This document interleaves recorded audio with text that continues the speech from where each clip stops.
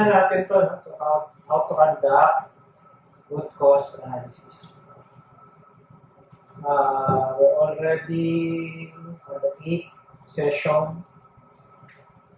And then next week, ito maganda to. How to write an audit report. Bago to, last batch, walang how to write. Ngayon bago. Medyo nag-research din ako dyan. Kaya kailangan pagandahin natin ng pagandahin. Continuous improvement yung mga learnings natin. Ako din, unti-unti rin ako nag-develop ng other subjects that could support or be able to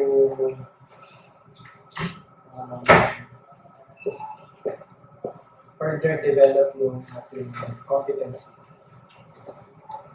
Okay, so ito yung scope natin. We'll do a root cause analysis, then conduct yung 5 whys, and then conduct yung fishbone diagram. Meron na kayong mga sample, di ba? Hindi ko na i-play ito kasi I think you know. Ang root cause analysis, hindi lang siya 5 whys at saka fishbone diagram, Ishikawa diagram. Marami pong iba't ibang klaseng root cause analysis. Makakala nyo yung dalawa lang yun. But as far as my experience is concerned, based doon sa mga tinuro din sa amin ng DAP at saka ng DPL, na nire-require ng DPL, usually ang hinihingi lang nila itong dalawa. 5 whys, and then yung fishbone diagram, Ishikawa diagram. Kung bakit, wala, yun yung sinabi nila eh. Yun lang muna eh. Pero, on hindsight, pag iniisip ko ngayon, kung yung 5 whys at saka yung fishbone diagram, hindi ka marunong, I'm sure, mahirapan ka sa ibang root cause analysis. May mga ibang example. Problem statement, cause, maps, or fault tree. Mamaya, papakita ako isang sample sa inyo nitong fault tree. Distinction and changes, is and is nots.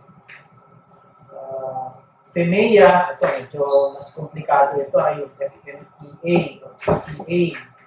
Medyo mas komplikado siya. Pero kung kayo po ay nag-undergo na ng mga risk management, and usually tinuturo ito sa mga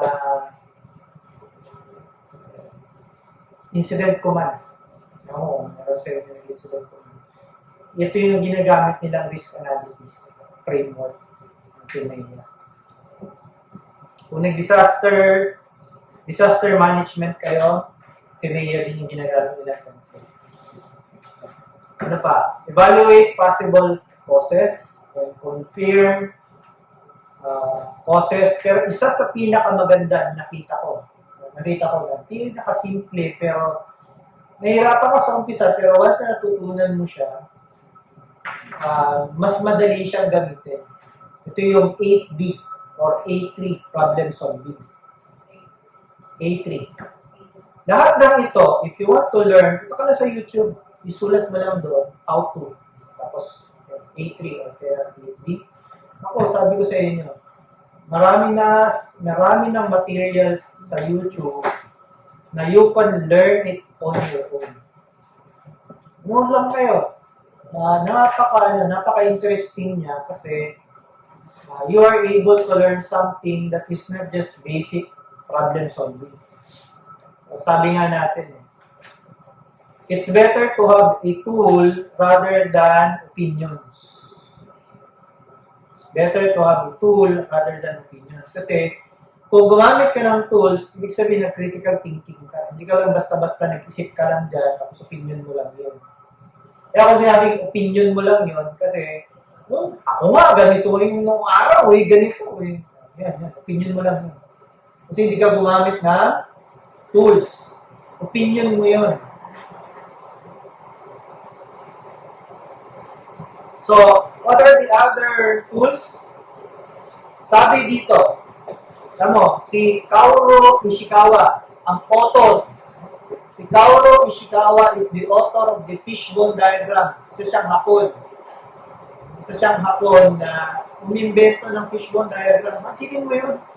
Hapon pa yung nag-invento ng fishbone diagram. Ginamit niya na to 1970s pa. Matagal na po na panahon.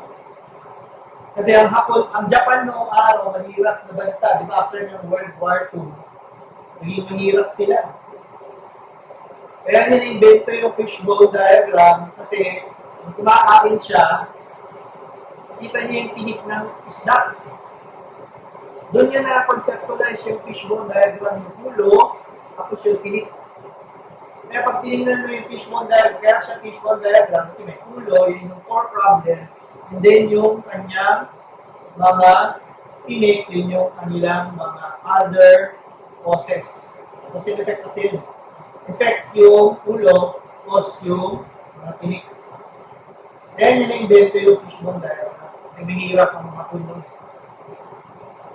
Anyway, there are also other things na pwede nyo gamitin. According kay Kaoru Ishikawa, 95%, ulitin ko, 95%, 5% na lang, 100% na. 95% ng quality problems can be solved with the 7 fundamental tools. 7. Pito lang. Pito. Ano itong pito? First, flowchart. May flowchart ka ba? Kasi kung wala kang flowchart, pag-uusapan natin, ano ang process? Kasi hindi mo ma-describe ano yung process. Kinuwento mo lang. Ano yun? Kwento. Opinion mo lang yun. Kailangan may flowchart ka. Kasi kung hindi mo alam yung flowchart, wala kang box, walang decision box, wala kahit na ano yan? Ano ginagawa mo? Pag tinanong mo siya, iba. Tinanong mo siya, iba. Wala, naman kayo, itatrabaho sa isang section. Lahat kayo nasa OPD. Lahat kayo nasa laboratory. Pero wala kayong flowchart. Ibig sabihin, ikaw may sarili kang process. Wala eh. Wala kayong central document na nire-refer ninyo.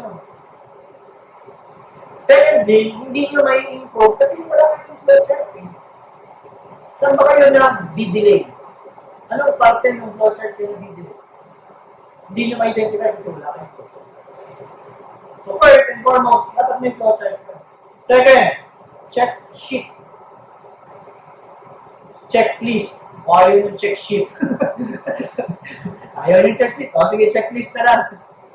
Okay? So, bawat bagay, mayroong template. Kaya ang tagal ng trabaho eh. Bakit? Kasi wala kayo standard. Ano kayo nahanap dito? Basta na po pagkakaalam ko, ganito yan. 1, 2, 3, 4, 5. Tapos pag tinanong kita, ano kailangan dito? 1, 2, 3, 4, 5, 6, 7, 8, 9, 10. Ang dami yan. Ano pagkakaiba ng dalawa? Dami isa lang. Ano yung nahanap natin dito? Ito yun, no? 1, 2, 3, 4, 5. Pero ba? Wala na. Yun lang. Wala. Wala kang checklist. Hindi matatapos ang trabaho mo. Sabi, sir, baka kulang pa yan. At least meron kang i-improve. Di ba yung kulang-kulang? Basta meron. Okay? Next, Pareto chart. Pag tinatanong ko yung mga tao, ano yung Pareto chart? Ano nga ba yung Pareto chart? Ito, kilala mo sa Pareto. Hindi. Bar graphs. Aha? May parang ascending or descending na lines. Pero ano yung isipin? Does that mean?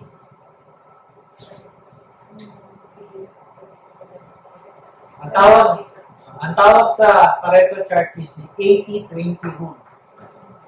Ulitin ko 80-20 rule. Ano yung sabihin ng 80-20 rule? Ikaw. Alam mo yung 80-20 rule? Wala. Anyone? 80-20 rule, Pareto chart. Wala. Hindi mo rin alam. 80% consequences, 20% process by Pwede. Si Pareto, is an economist. An Italian economist. Ekonomista yan si Pareto. Pangalan niya yun. Apelido niya. Napansin niya sa Italy nung araw, talaga na ito 1800s pa siya. Alam niyo ba, na-realize niya, lahat ng kayamanan ng Italy, 80% ng kayamanan ng Italy, ang nagmamay-ari ay 20% ng population. Meron ba kayong kilala ng Pilipinas?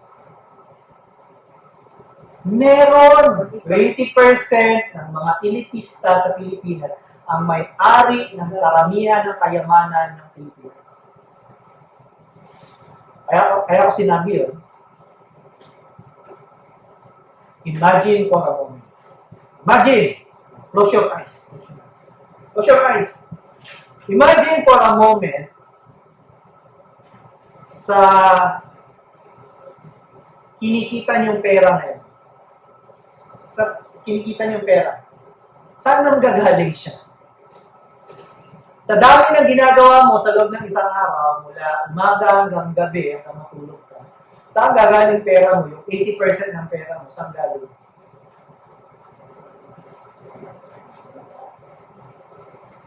Tapos, ang dami mong ginagawa. Ang dami mong ginagawa na inconsequential dun sa bagay na dapat mong gawin. Ito pa. Pikit ulit. Sa bahay, 80% ng nagagawa sa bahay ay nagmumula lang sa at least more or less 20% na dapat mong gawin. Example. Ano ba ang madalas niyong ginagawa sa bahay?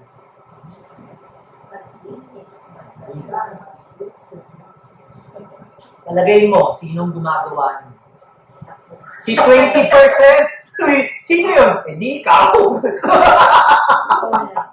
Ha? Ha? Oh. Diba? Oh, huwag na kayo lumayo. Dito na lang sa PPGH. 80% ng output ng patient ay ginagawa ng 20% of the workforce. Karamihan, hindi naman sila makaka-contribute. Or directly contribute. What does that mean, mga kasama? Ang ibig sabihin po dito is that you should be able to identify yung 20% na essential that produces the 80% of output. Bakit? Kasi kung hindi kayo marunong sa Pareto Principle, 80-20 rule, at kayo ay gawa ng bagay na wala sa 20%, kasama ka sa walang kwenta. Okay? So, pilitin nyo yung sarili ninyo, sumama doon sa 20%. Hindi para pahirapan yung sarili mo, pero maging essential workforce. Siguro, sasabihin ng iba, siya snappy, same salary.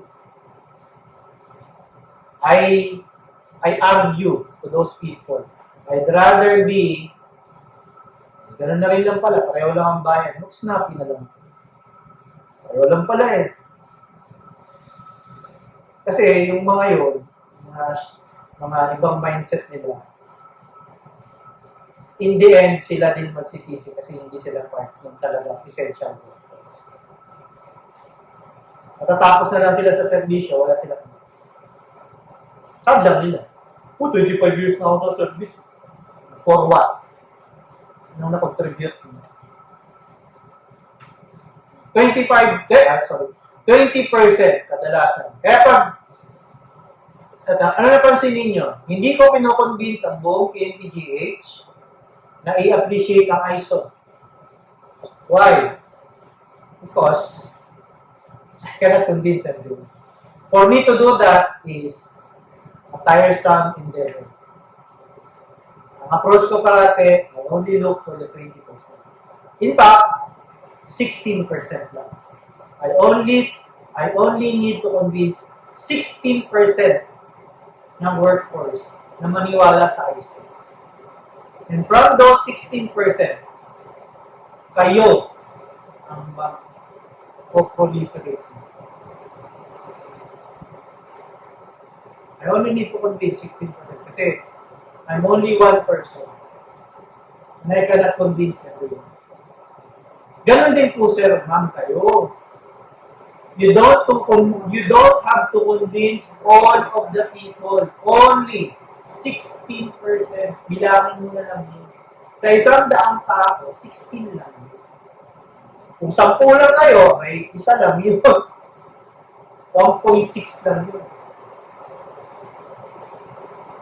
Ano yung sabihin nun? Yung sabihin nun, pag bumalik kayo sa opisina, you only need to convince one person. One person. One person lang. Pero, ang difference ko kasi, I only convince 16%, pero weekly ako makipag-convince. Ibig sabihin, daily. Ibig sabihin, consistent. Ibig sabihin, continuous improvement. Hindi yung, matin kayo lahat dito sa seminar na to. Dapat 100% ha, 100% ng attendance. Tapos gagawin, once a year. Ano mangyayari doon? Wala.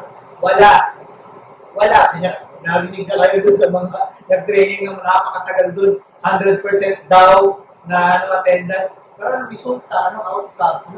Anong impact? Wala. Versus, doon sa gagawin mo kaunti-unti, kaunting tao lang, yun tayo lang, usap ko lang kayo, hindi na ako nahirapan kasi hindi ko kaya sumigaw. I'm pretty sure kayo, mas naiintindihan ko rin. Kasi tayo lang. That is the Pareto principle, 80-20 rule. Ganon din po kayo. May business ka. Wala. Kunyari magbi-business ka. Kung ano man yun. You don't have to sell to everyone. Don't sell to everyone. Hindi mo mabibenta ang lahat.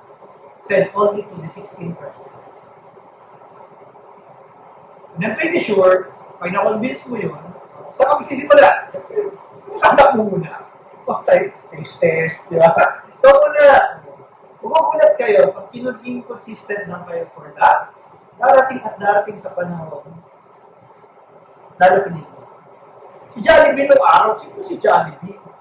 Wala naman si Jollibee nung araw. Now, this started with the 82. Next is cause and effect diagrams. Mamaya, papakita ko sa inyo yung cause and effect. Parang ano na rin yun. Parang yung katulad yung 5 whys. Pero, basta, ipaliwanag mamaya. Histograms. Ano yung histograms?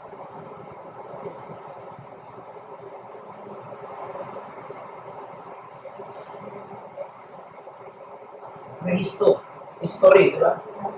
History ng isang bagay. Ano nangyayari doon sa di ba, kaya nga nagawa na tayo ng mga number of patients natin and then through time. Meron ka time. Meron ka ng data. May problema kasi dito. Wala. Pero inyo, ilan ang hypertensive noong 1991? And then, buo na yung PNP noong 1991. May health service na noong 1991? Yes or no? Yes. Meron. Pakasan yung data. So, ang claim nila, bumababa na hypertension. Sabi mo yun. Anong basis mo? May basis ka ba? Ba't sinasabi mong bumababa? Nakita ko ba noong 1991 yung hypertension ng mga pulis? Wala. Sinasabi mong bumababa.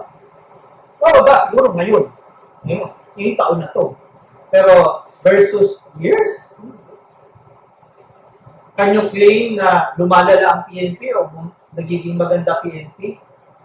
Sa panahon ni Chief PNP na ito, gumanda ang PNP. Sabi mo yun.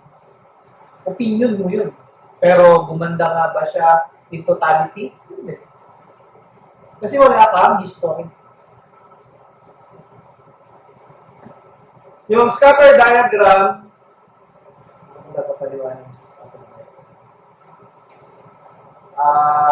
Merong different points of different points of references. Pero meron ipaliwanag ng salita lang. Yan ang papakita ko. And then, control charts. Control charts. So, ito yung 7 na root cause analysis tool na according kay Kaoru Ishikawa, many decades ago. Matakin mo yun, ha? Many decades ago, alam na ng Hapon. Ang Pilipino, alam pa rin paano. Paano mag-problem solving ang Pilipino? Paano tayo mag-problem solving? Pag may problema, hanapin ko sino? Ganun tayo mag-problem solving. Ganito yun. Banayran. Gagawin ganun. Turuan. Sisihan. Yan ang problem solving ng Pinoy. Ako, hindi. Kakaiba sila. Quality. Kaya sila mayaman. Samantala ang Pinoy, mahirap. Okay, so punta tayo sa fishbone diagram. Ishikawa diagram to. So, basically, ang paggawa ng fishbone diagram is you first look at the problem statement, usually the core problem. And then you now look at different criteria. The criteria can be different. May kanya-kanya sila. M's, ito naman yung M's of management. Meron ding P's of management. Pero so far, M's of management. Ano yung mga M's of management? Maintenance, measurement, materials, man, methods, machine, management, or mother nature. It can be all, or it can be some. Hindi naman sinabi, strictly, harapin mo talaga lahat. Depende sa problem. Ang problem mo, IT, wala naman may mother nature pa yun, di ba? Maybe, kung merong electrical or electricity concern, maybe. But not all the time. Example. So, ang naging problem statement natin dito is lack of awareness on internal auditor ISO requirements. Ito, matagal na itong, ginawa ko ito matagal na. Noong araw na ito.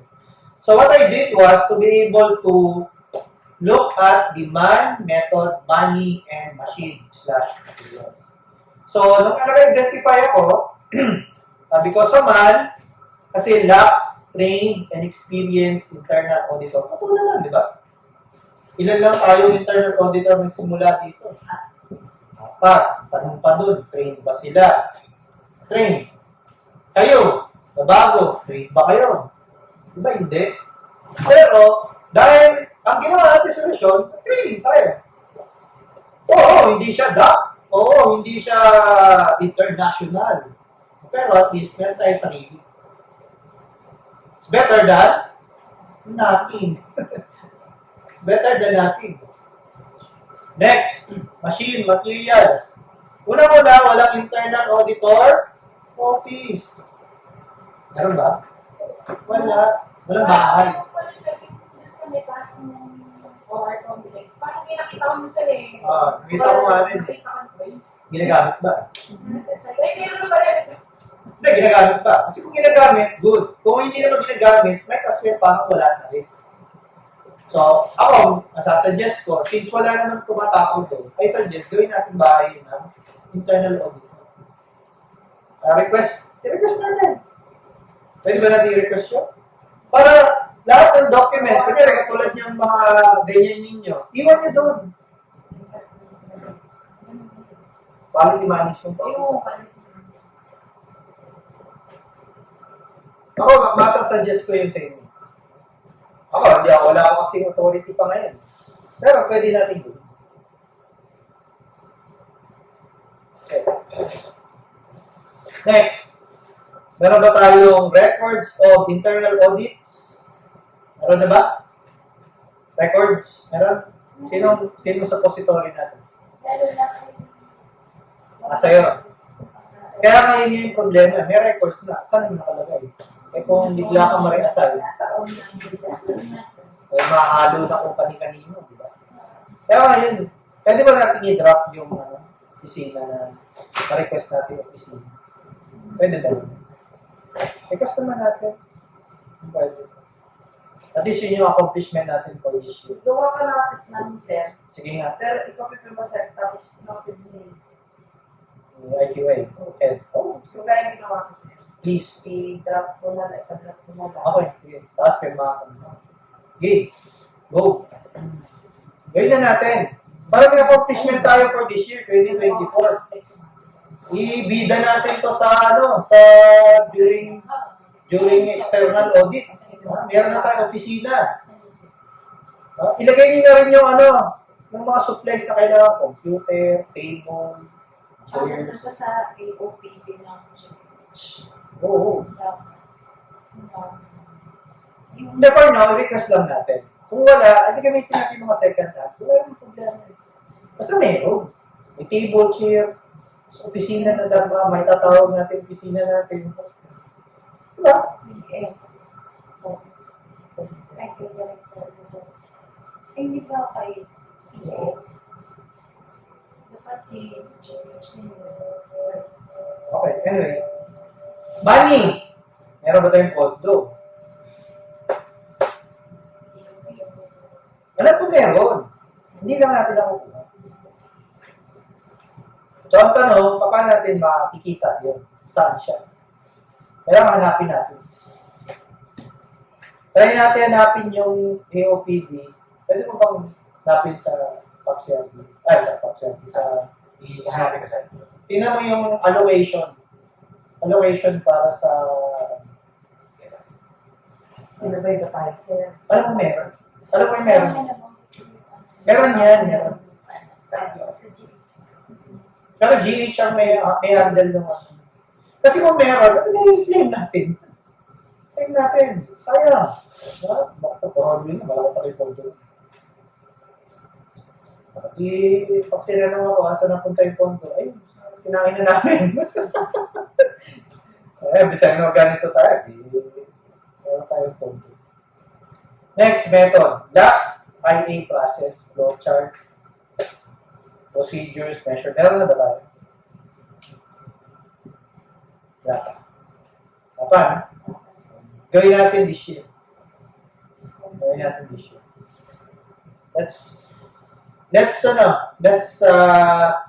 Let's develop yung sarili nating process, flowchart, procedures, policies. Gawa tayo sarili natin. Kung wala pa tayo dun sa manual, gawa tayo sa manual. Mag-propose tayo, tapos during management review, present natin. Why? Kasi continuous improvement eh. Kahit pautay-utay, padahan-dahan. Bakit? Eventually, aalis tayo dito. May iwan yung dokumento. Alright. Ito, napanood nyo na to. Napanood nyo ba yan? Hindi nyo napanood? Yun yung isa lang, sir. There's still more analysis to perform. Napanood nyo to? Use the 5 whys methodology until you get to the root cause. The root cause will be a process that initially caused the problem to occur. People, departments, groups, or machines are not the root cause. Try to take the root cause one more step to make sure the team addresses the same problem as the company at the company-wide level or outside of their own department or group. Here's an example of 5 whys with the Washington Monument. First of all, the Washington Monument. Okay, so, ito ang pag makapansin nyo, magpupunta kami sa Washington noon, 2020 at ako. Kita ko yan. Alam mo laki-laki niyan, pero hindi pa rin. Anyway, pag mapapansin ninyo, yung Washington Monument, nagde-deteriorate na siya, nagkukulay. Dito may nakita kayong mga building na nagkukulay. Meron.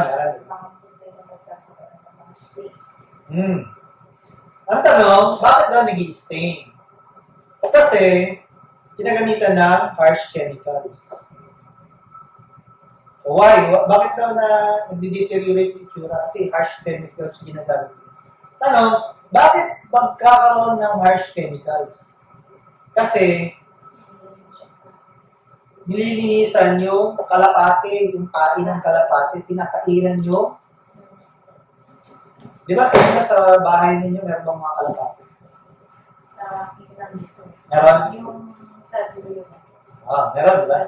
Bahay. Meron kayong mga, yung monumento ni Rizal, meron ba? Meron. Meron, di ba? Tinataihan siya. Tama lang problema, hindi nililinisan. Sa kanila hindi. Talagang secret sa kanila yung ganyan, kaya talagang harsh cannibals. Ngayon, tara, bakit ba may tae ng pigeon? Syempre, may tae ng pigeon kasi may kalapate. Bakit may kalapate? Kasi yung kalapate kinakain yung spiders o yung insekto. Tanong, bakit may spider? Kasi marami kasi nuts. Yung nuts, yun yung kinakain ng kalapate. Yung insekto din. Kalapate ng spiders. So, ano naman yung nuts? Kasi yung nuts, attracted pala doon sa ilaw. Ilaw. Kasi pa may ilaw, iniilawan nila yan. Attracted sila doon. So, nagpupugad sila doon. Yun ang kinakain, no? Spider. Yung spider, kinakain ng kalapate. Ngayon, yung ilaw, bakit daw may ilaw? Kasi, hindi naman chini-change yung lights every season. So, anong root cause? Ang ibig sabihin yan, kung ang iniisip mo lang, kasi nagde-deteriorate siya, so, gumagamit tayo ng harsh chemicals. So, anong correction doon? Ang correction doon is, papalitan yung chemicals. Palagay nyo, magkano chemicals? Dapat gamitin natin organic, no? Para hindi harsh. Nagpalit ka pa. Magkano yun? Di ba mahal? Kasi organic, di ba?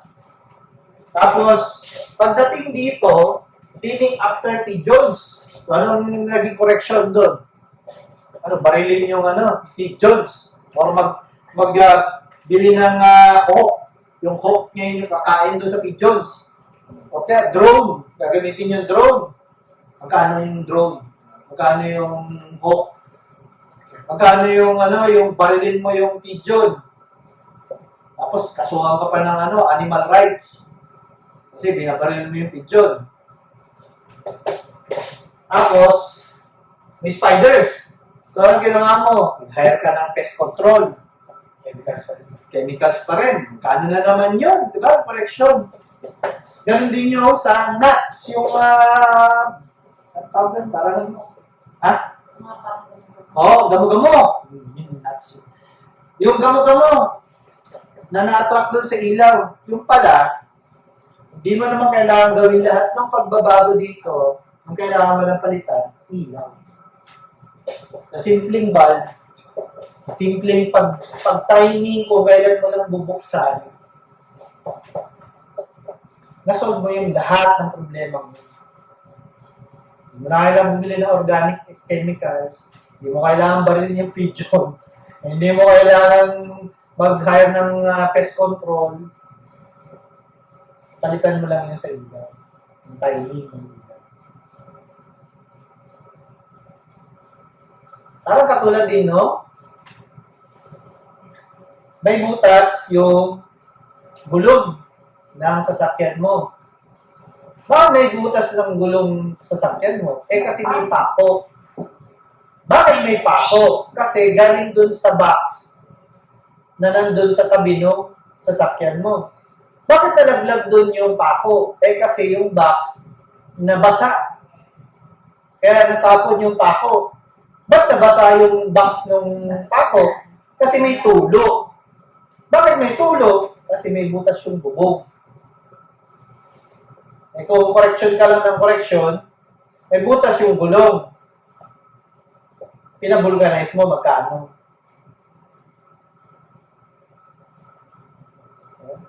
May box daw doon. Tapos, hindi pa naman na-solve yun kasi pinalitan mo yung box. Magkano yung box? Kasi may tulo. Ayun pala, sealant ng bubong, sinarado mo yung butas, lahat ng yun, hindi mo dapat gawin. Ibig sabihin, yun yung core problem. Ganito rin sa ganito. Ganito rin yung example dito. Core problem. Ganon din po ang pag-identify ng 5 whys. Kaya natin pinagagawa sa ating tao ang 5 whys. Huwag ka lang basta sabihin mo lang, kasi si Banayra, tamad to eh. Ganun agad, di ba? Ganun yung natin, yung problem-solving technique ng Pilipino. Si Banayra yan! Ako, kilala ko yan! Tamad-tamad yan, shabby. Hindi ganun. Hindi ganun ang 5 whys. Bakit siya nalilate? Tanghali siya nagising. Talaga nga ba? Bakit siya tanghaling magising? Luya sa cellphone. Bakit siya nagbababad sa cellphone? Bakit siya nagpe-Facebook? Gets niyo yung point?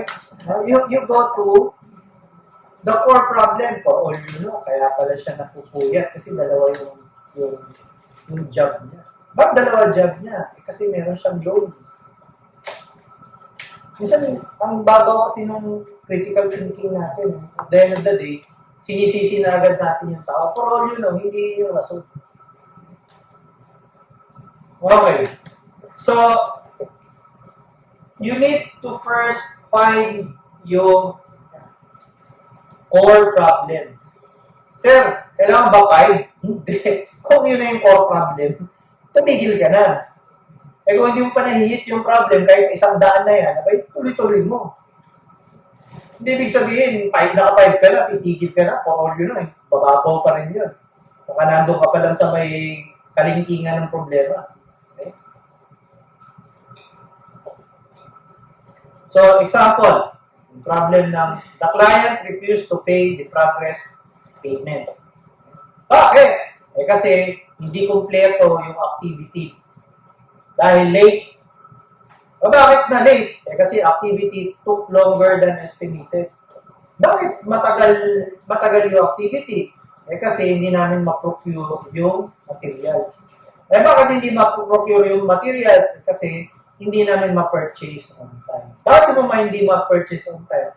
Hindi kasi namin na-analyze yung work schedule. Kulang ang tao kasi walang work schedule. Gets nyo?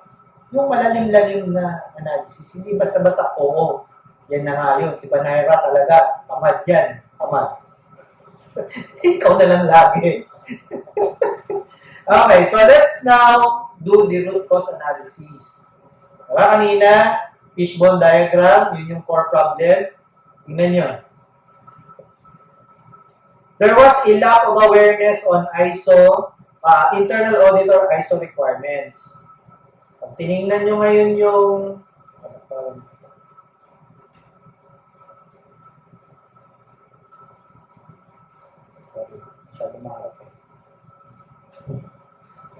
so pag tinignan nyo yung root cause analysis in terms of 5 whys, hinati ko po ito sa dalawa.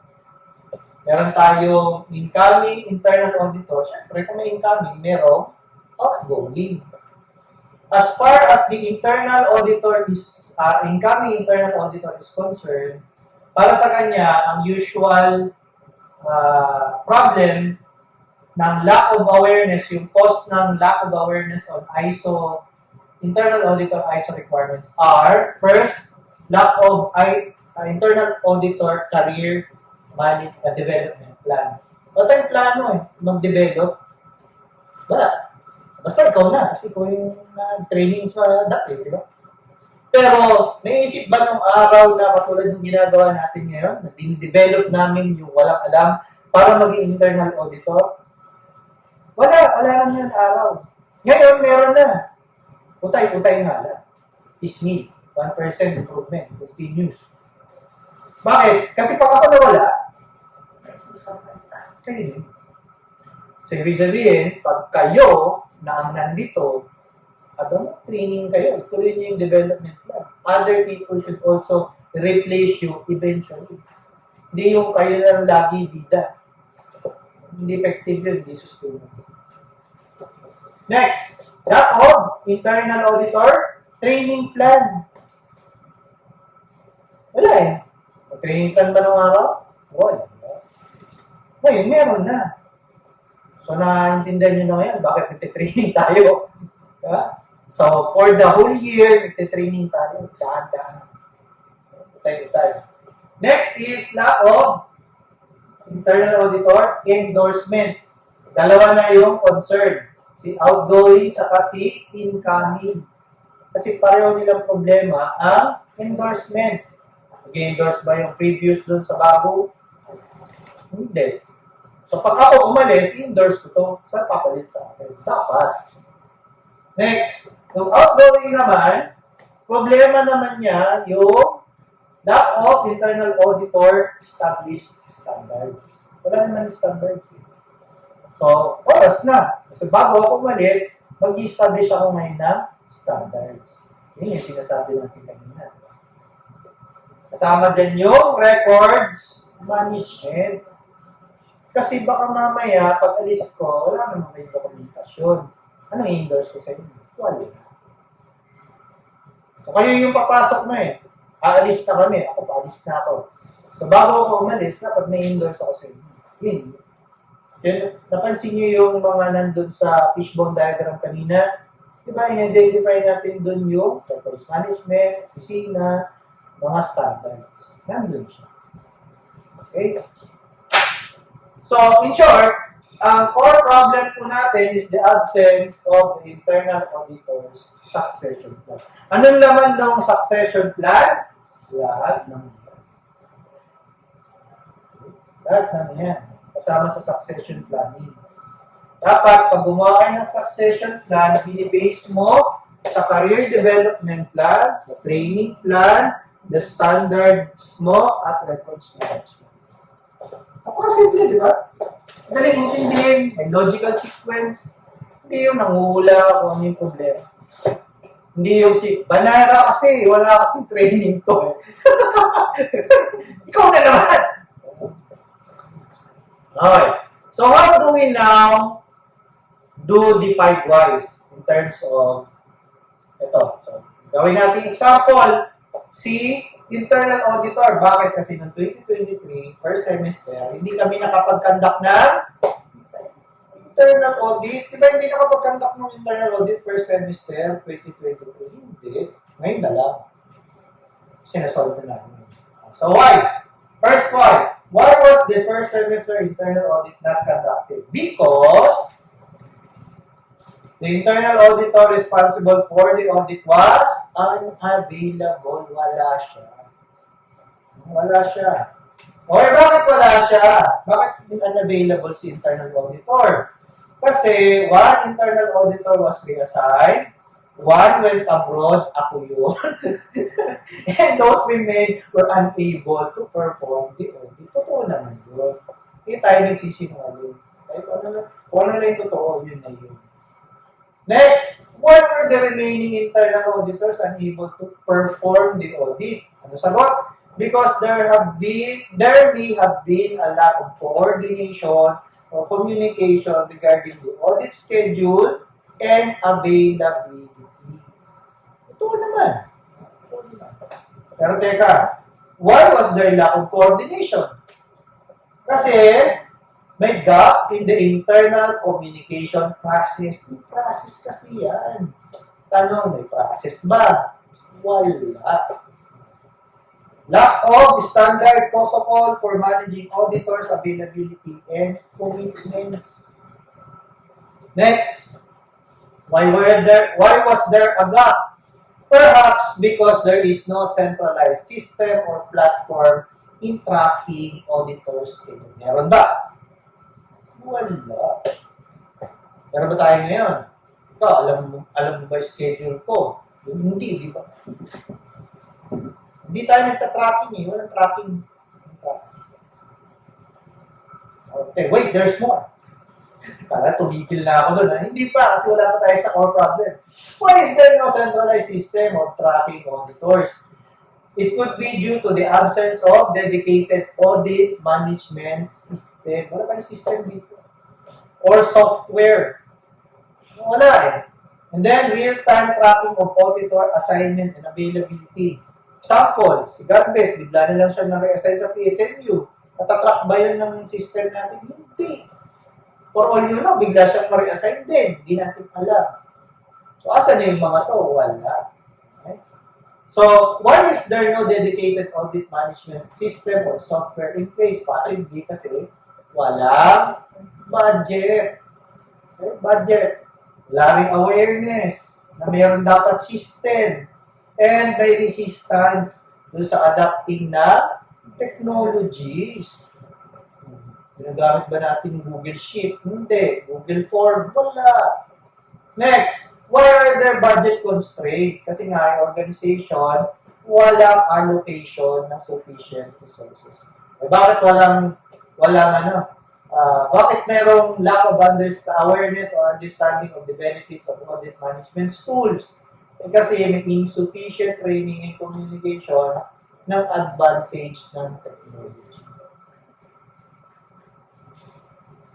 Ako, mapapansin po ninyo, nag-i-invest ako sa training. Kaya kasi yun ang identified ko na core problem. Hanggat di mo tinitrain yung tao, walang appreciation. Kayo, appreciated nyo na ngayon. Pwede na kayong makipagtalo. Marami kayong pwedeng sabihin na ngayon compared nung araw. Kasi marunong na kayo. Intindihan nyo na yung benefits na kayo. Pero hanggat di kayo tinitrain, wala kayo appreciation. So yung root cause is the lack of trainings of IQAs. So alam nyo na ngayon kung bakit tutok na tutok ako sa training. Kasi yun yung identified na core problem ko. As far as I am concerned. Hanggat hindi ko na-establish yung root cause, everything else, yung mga preceding, lahat na yan, technology, guidelines, communication, wala yan. Hindi yan may establish at magiging correction lang siya. Hindi siya corrective action. So gusto ko siyang ma-solve yung taas, solve ko muna ito, post muna. I-train ko muna kayo, establish ko muna yung 16% Pareto principle. Pag meron na yan, dumami na tayo, at kayo naman ay decentralize nyo rin yan, kakascade nyo rin siya, at mag-identify din kayo ng 16% ninyo, tsaka tayo solve yung iba. Takas tayo ng iba. Kasi we cannot talk about other things. For all you know, baka ito lang, 20% ko na ito. That could produce 80% of the output. So, lack of awareness of IA, ISO, ito na yung kanina. So, dinagdagan ko lang ito. Meron ng ibang bagay. Mindset, motivation, nadagdagan ko pa siya. Okay? Question. Wala. Yan muna. Kapag hindi kayo marunong mag-analysis, ng using 5 whys at saka fishbone diagram, sabay napakahirap talaga gumawa ng iba pang types of root cause analysis. Hopefully, with these two tools, kapag paulit-ulit nyo lang siyang gamitin, matututunan nyo rin siya. Ako hindi ko nagawa yung mga yan nang hindi ako paulit-ulit ko siya ginagawa. Kapag meron ako problema, I usually do it 5 ways. And then from the core problem, gagawa ako ng fishbone diagram. Pansinin nyo ha, tanan nyo. Ayun yung root cause ko. Ayun yung ulo ng isda. Tapos, sinasama ko siya para makita ko per criteria. Kung ano yung point. So, ibig sabihin, ang first step is do the root cause analysis using the 5 whys. Once you establish your root cause, you do the fishbone diagram, making your root cause the head of the fish. Make sense? Make sense? Yeah. So kayo, may problema kayo, either personal problem mo siya, sa love life mo nangyari, o problema mo sa anak mo, o problema mo sa business mo, You do the 5 whys first. Ba't kaya nagalit si Mrs.? Kasi, ba't kaya nagalit si Mrs.? Talagay mo ba? Late umuwi. Kasi late ako umuwi. Di ba? O bakit ka late umuwi? Traffic. Kasi traffic. Eh bakit traffic? Alam nyo, ito kasi traffic. Bakit? Control mo ba yung traffic? Parang ganito yan eh. Kasi, kaya may leak eh, kasi may bagyo. Ako, control mo ba yun? Do not solve a problem beyond your control. Hindi kasama yun sa root cause analysis mo kasi lumindol. Sabi mo, post major yun. Hindi mo kaya pigilan. Kahit anong gawin mo problem solving sa lindol, ay hindi mo kaya solve yun. So, dapat yung within your control lang. Ulitin ko yung tanong, bakit ka late umuwi? Ano mo sabihin traffic? Kasi hindi mo kaya control ng traffic. Kasi, maraming work. Ba't marami kang work?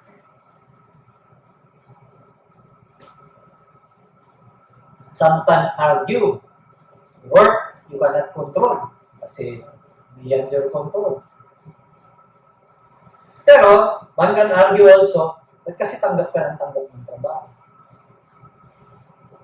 Kasi tanggap ako ng tanggap ng trabaho. Ba't ka tanggap ng trabaho? Sabi mo, wala nang iba eh. Ako na yun. ikaw pala may problema eh. I guess yung point, do not do something that is beyond your control. Huwag kang mangarap ng gising. Huwag mong solve yung problema ng mundo. Hindi mo kaya solve yun. Solve mo lang yung kaya mong control within your control. Sa mo yung sinabi mo kanina, bakit ako late umuwi? Kasi late ako umalis eh. Ba't ka late umalis? Kasi kung ano-ano pang ginagawa mo. Marami kang trabaho. Eh ba't kasi lahat ng bagay ginagawa mo? Kasi hindi ako marunong gumawa ng 80-20 rule. Hindi ko kasi alam yun. Dapat pala 20% na kasi yung 80% kaya maging output eh. Diba? Ginagawa mo lahat ng bagay, and yet, yung dapat mong gawin that produces 80% of the output, hindi mo ginagawa. Kaya ka tuloy late umalis.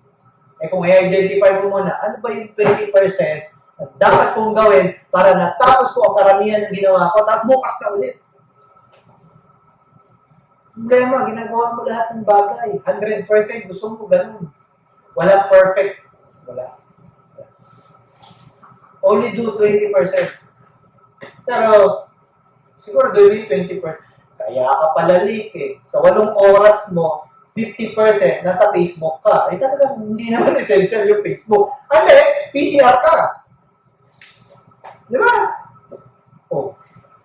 20% no, nakikipagkwentuhan ka. Ito yung point na, imbis na mag-focus ka dun sa dapat mong gawin, yung 20% that produces 80% of the output na nire-require sa'yo. Kung ikaw ay admin, lahat ng administrative na kailangan mong gawin, that 20% doon, identify mo yung 20%. Teka, sa 100% ng ginagawa sa admin, ano ang 20% na laging hinahanap? Ito, dyan na lang sa admin. Wala kayong histogram. Wala kayong ginagawang sa 100% ng mga transaction sa admin. Ano ang pinakamarami? Majority. Ano? Request for what? Leave. Sabihin mo na leave. Ang daming nagli-leave. Correct? Eh, kung yung leave, hindi nyo muna una eh. Talagang para sa prioritization of ng mga dapat gawin. exactly. Eh, paano mo ipa-prioritize? Eh, lagi mong iniisip lahat priority. If you do everything, you do nothing. Do only 20%. Pero i-identify mo, ano yung 20%? Sa GSS, sa 100% na ginagawa nyo doon, ano yung essential talaga? Ano yung 20% that produces 80% of your work? Ano yung karapi nilang hinihingi sa GSS? Identify one. Kahit isa lang. Laging sa Yung lagi. Yung hindi matatapos ang isang araw, ito hinihingi ng ward. Ward 1. Ng power. Tanong, ano yung pinagagawa sa ward man na number 1 nilang concern? Yun lang. Isa yun. Ano pa? Linis. Tingnan nyo ha. Kahit yung dalawa lang na yun, 2% lang. Kahit yung dalawa lang yun, huwag mo munang gawin yung ibang bagay. Mag-focus lang kayo sa dalawang yun. Ay, sigurado ako, marami matutuwa. Alam mo yung isang comment ng marketing professor ko sa game? Alam nyo kayo sa PNP, ang dami nyo kasing gustong gawin. Nung una, sabi ko, Sir, sakit yata yung sinabi mo. Pero sir, bakit mo nasabi yun? Kasi gusto ko intindihin ko saan siya nagagawin. Kasi kayo, ano ba trabaho niyo? Police, ano ba trabaho niyo? Di ba mag-imbestiga? Tanong, ilan ang investigador niyo? Ang dami niyong kung ano-ano pinaggagawa niyo. Pati maritime, may Coast Guard naman. Pero kayong drugs, may PDEA naman. Ba't yung ginagawa yun? Tama siya. Ang dami natin ginagawa, mayroon kang airport police. Pwede meron kang ASG. Ano kaya kung tigilan niyo yung mga yan? May SAP ka, meron mga military. Ba't di mo bigay doon sa military mo yan? Total, gusto-gusto ng military mo ipagbira. O di sa inyo na. Pero mag-focus tayo sa ano yung hinihingi ng publiko sa atin. Investigasyon. Kaya ang daming delay. Kung lahat tayo, investigador, 100, na tayo ngayon? 220,000. Kung lahat tayo, investigador, ilan lang crimes, no? Bawat isang pulis na uniformado, tayo lahat investigador. Alam mo, hindi matapos yung investigasyon? Tapos yan. Huwag na tayo gumawa ng iba. Basta ba, pag sinabi mo investigasyon, tapos yan. Bakit? 10, isang kaso. 10 pulis ang umaasikaso sa isang kaso. Tapos yan. Tama lang, hindi. Marami natin others. What's worse is, mas marami pa tayong others sa core services natin. Sa 220,000 na pulis, ilan ang investigador? You can just imagine ano yung delay sa justice. Similarly, dito din sa atin. Sino ang number 1 patient natin dito? Ano yung pinakamataas? Anong madalas? Pinakamaraming pasyente? OB. OB. OB yung number 1. O tanong, ilan ang healthcare workers na OB? Versus sa 500 plus na healthcare workers ng PNPG. Ilan ang doktor, ilan ang nurse. And yet, sila ang may bulk na pasyente. So, kung strategically speaking, dapat tina-transfer na yung resources sa kanila mas malaki. Kasi mas maraming demand sa OB. Kamo lang hindi. And yet, marami tayong mga ibang services na hindi naman ganun kadaming pasyente. Sorry to say, pero nag-i-invest din tayo doon. Dami nating investment doon, and yet, yung mga mas maraming patient, doon tayo less ang investment. Tanong, bakit? Ewan ko rin, hindi ko rin kayo sagot yun. So, hindi kasi tayo marunong Pareto. Hindi natin natin. Okay? So anyway, alam ko, sobra na tayo. So may question. Yeah. Yung doon sa 5 points po, sir, yung nakaka-itemize siya pagkatapos. Tapos yung pagdating dito sa may fishbone diagram, is it necessary po? Mag-fishbone diagram din sa per Fishbone diagram, is it necessary po yung 5 points isolation ng dito sa loob? In fact, meron mga isa akong na-discover. Meron nga dito, ang ginagawa pa ng iba, nagpa 5 boys pa dito. So, let's say, ginawa na to. Tapos, ang gagawin ng iba, yung matyaga talaga, gagawin niya, eto, lack of recognition for the importance of one. Bakit? Nagpa 5 boys pa yan. Pwede mo pang gawin yun if you really want to. Mapapansin mo, ito, may 5 boys pa yan. Ito, may 5 boys din. Ito, may 5 boys. For sure, bawat butas dyan, pwede mong gawa ng 5 boys. Tapos gawa ulit ikaw, yung root cause nun, gawa mo ulit ng fishbone diagram. Kaya, ang akala nga ng iba, madali lang ito. Hindi, madali, mahirap din yan. Kung siseryosohin mo. Pero, I tell you, pag nagawa mo na to, mapapansin ninyo, minsan, pare-pare. Try mong magawa ng fishbone diagram. Tapos, ulitin mo na ulitin. Mag 5 boys ka rin. Mapapansin mo, may pagkakahalin tulad siya ng ibang problema. Yung iba ka may template niya. Kaya may kilala kang gano'n eh. Hindi nga lang na senior sa akin yung template. Kasi propriety niya doon. Okay. Fine. Fine. Pero gawin niyo yan. Try niyo. Ako, mapapansin. Kahit anong industry. Pwedeng food services, hotel services. Minsan mapapansin ninyo, katulad nito, lack of awareness, palitan ko lang ito. Lack of awareness of blah blah. Minsan ganun lang din, paulit-ulit. Magugulat kayo, pare-pareho lang. Ako na-try ko yan kasi, di ba, sa FEO, ako naging internet auditor, sa DPL, tsaka sa PSP, dito. Pansin ko, may pare-pareho lang. Kaya yung iba dito, kinaka-copy-paste ko, pinapalitan ko yung lang. Kasi it applies. Totoo lang naman.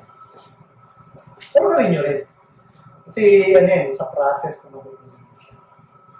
For now, just try. So, pagbalik nyo sa mga offices ninyo, pag meron kayong na-identify na isang problema, o ano man yun, yari, naubusan ako ng coupon bag. Try mo dun. Simple lang. Ba't ka naubusan ng coupon bag? Kasi, pinagawa niya, hindi ba sa akin siya? try mo. Yung una ko kasi naano lang na yung binigay sa akin sir, gawa na. Tapos pinagawa sa akin. Siyempre hindi ko naman masyado siya Appreciated ba? Tapos nung ginawa ko, yung parang lang makublay. Yung ginagawa ko na, hindi pa rin. Pag akong gumawa, hindi nag-akoy na kami nilibig pa kasi sabi ko, Okay lang yun. ano kasi, Alam mo, ang isang napansin ko rin, ano ko eh. yeah, isa ko lang napansin is, minsan, different perspective per person. Oo. Kasi iba yung educational pathway mo eh. Ako, iba yung educational pathway ko. So, iba yung mindset ko. Iba rin ako mag-appreciate. Ikaw din, ganun din. Kasi iba yung educational pathway mo. Iba yung development mo as an individual. Si Wilma, iba rin. So, ang appreciation nyo would be different as well. Pero ito yung maganda doon. Dahil iba yung sa'yo, iba yung sa kanya, ikaw pa rin. Yun na, Yes. sa dalawa. Hindi ibig sabihin ikaw ang tama dahil ginawa mo yung sa'yo. Nung nag-aano kami, di ba kayo, ito, parang, sandali, no. Sige, pag-isay natin, pero, parang may kulang, hindi ko maintindihan na, Teka. tama ba to? Hindi Tama lang. ba, ito ba talaga yung, di ba yung sa ulo? Di ba yung, Etong 5 whys, hindi linear ito, ha? Kaya ko lang ginawang linear ito para mas madali siyang intindihin. But for this one, might have 2 or more. Iba yung pathway niya. Kaya, kung ginawa mo to, okay lang yun. Kaya kayo, kunyari ka to, pareho kayo nagsimula. Pero iba yung tingin mo. Siya, iba tingin niya. O di, gawin yung dalawa. And then, magsasama ulit yun. Yun ang tawag doon, problem tree. Ito yung problem tree. Yan. Pansin nyo, dalawa. Kung ako, hindi ko inisip yung outgoing, inisip ko lang internal. Kasi yun lang alam ko eh. Parang problema lang ng internal niya, ng incoming yan. Walang problema si outgoing, outgoing na nga eh. Pero hindi ko naisip yun. Perspective ko to, hindi ko na makikita ko. Pero kung lalawakan ko yung isip ko, isasama ko siya. So, dalawa na sila. That's yung point na huwag nyo isipin na linear lang yung 5 whys. Maaaring mag-horizontal din kayo. Not necessarily vertical lang yung labo. Of course, appreciation. Kung kanyari, katulad na pinag-usapan, ano tingin mo? Kaya tingnan nga natin, baka pareho na natin tama ito. Yun nga yun. Kung sabi ko, hindi ko yan alam, pero aawalin ko. Kaya, ito yung ilagay mo. Ito yung binagay niya, di ba, sir? Nung nag, kasi di ba yung pinata ko, lagi si Vicar.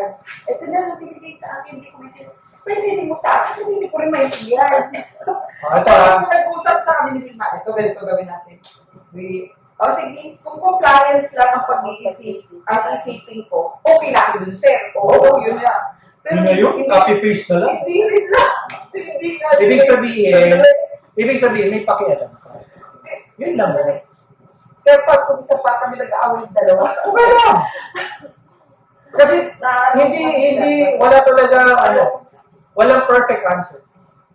For example, ngayon, ito inisip mo, balikan mo ulit siya after 5 years. Tingnan mo, iba na ang tingin mo. Tingnan, kaya nga, it's very important na i-document mo siya so that in the future, pwede siyang balikan. Kung hindi mo siya dinokumento, anong babalikan in the future? Wala. For all you know, yung problema mo ngayon might be the same problem for the next 5 years or 10 years. Pero, mag-iiba na yung pathway mo. Kasi iba na yung environment mo. Clause 4, context of the organization. Balikan mo din. Kasi baka mamaya yung outgoing mo, hindi na records management. Kasi established na yung records management. Pero meron na yun. So, hindi na siya problema. Ang tanong, ano yung papalit dyan? Kung meron na. May records management nga. Wala naman training yung records management. Iba na naman problema yun. Yes nyo? Meron records management pero walang trained personnel. O iba na yun. Okay? So again, this might be from my perspective, not your perspective. So, kayo din, I hope that you practice this. Kasi pag hindi nyo pre-practice to, hindi bubunga niya. Tip. The more you do this, the more you get proficient. Kaya nga, swerte kayo kasi internal auditor kayo. Kayo magpapagawa nito. Tapos magugulat kayo. Tama ba yan? Kasi ikaw yung internal auditor eh. Ikaw naman, si Boy tanong eh. Di ba? Gumawa siya ng ganyan. Sa palagay mo, tama yan. Ganun na may approach ng internal auditor. Kasi yes sir, tama to eh. Okay. O nga, no? Parang mali nga to, parang mali. Kasi hindi, ulitin mo ulit. Yan ang role natin as an internal auditor. Imagine mo, ilan yung pwede mong pagawin. Pwede sa NC na bibigay. Okay. So that concludes our root cause analysis. Next week, how to write naman tayo. How to write. Medyo mabigat-bigat na yung next week. Bagong concept. Hopefully, tapos mag-start na tayo. Internal. Kasi marunong na kayo magsulat, umpisa na natin nitty-gritty. Umpisa natin clause 4, then clause 5, clause 6, clause 7, clause 8, clause 9, then clause. Siguro pag natapos na natin yung clause 10, pwede na tayo mag-mock audit. Ayan, bahala na kayo mag-mock audit. Okay? Alright. thank you, sir. Thank you.